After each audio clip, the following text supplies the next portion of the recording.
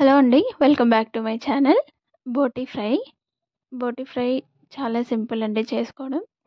వంట చేయడం రాని వాళ్ళు కూడా ఈజీగా చేయొచ్చు. బోటీ క్లీన్ చేయడమే కొద్దిగా టైం పడుతుంది. ఇది నేను ఆనియన్స్ వేసి క్లీన్ చేశాను. క్లీన్ చేసే వీడియో ఇప్పటివరకు నేను పోస్ట్ చేయలేదు. నెక్స్ట్ టైం ఎప్పుడైనా పోస్ట్ చేస్తాను. క్లీన్ చేసిన బోటీని కుక్కర్‌లో వేసుకొని అవి మునిగేంత వరకు వాటర్ వేసి మూత పెట్టేసుకొని ఒక 6 విజిల్స్ వచ్చేంత వరకు ఉడికించుకోవాలి.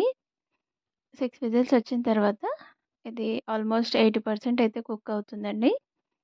స్టవ్ పైన ఒక పాన్ పెట్టేసి ఆయిల్ వేసుకొని మనం ఉడికించిన బోటీని వాటర్ లేకుండా వేసుకొని ఇలా మీడియం ఫ్లేమ్ పెట్టి ఫ్రై చేసుకోవాలి. కొద్దిగా వాటర్ అంతా పోయిన తర్వాత ఇది పగలడం స్టార్ట్ అవుతుందండి. ఇలా పైన పడుతుంది. కొంచెం జాగ్రత్తగా చూసి చేసుకోవాలి. లో ఫ్లేమ్‌లో పెట్టి ఫ్రై చేసుకోవచ్చు.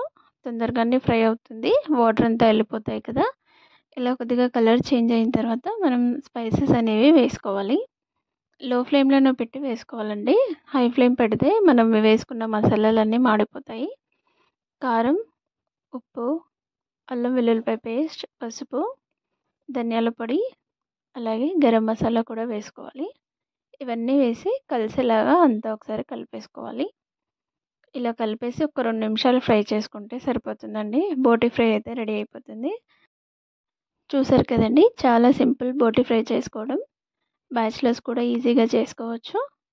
అలాగే టేస్ట్ కూడా చాలా బావుంటుంది. ఇందులో ఏసేవి ఏమి ఎక్కువ స్పైసెస్ ఏమీ ఉండవు. నార్మల్ మనం కర్రీ వండుకునేటప్పుడు ఎలా చేస్తామో అలానే చేసుకుంటాము.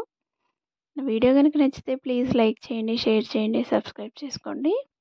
Thank you so much for watching. Please subscribe my channel.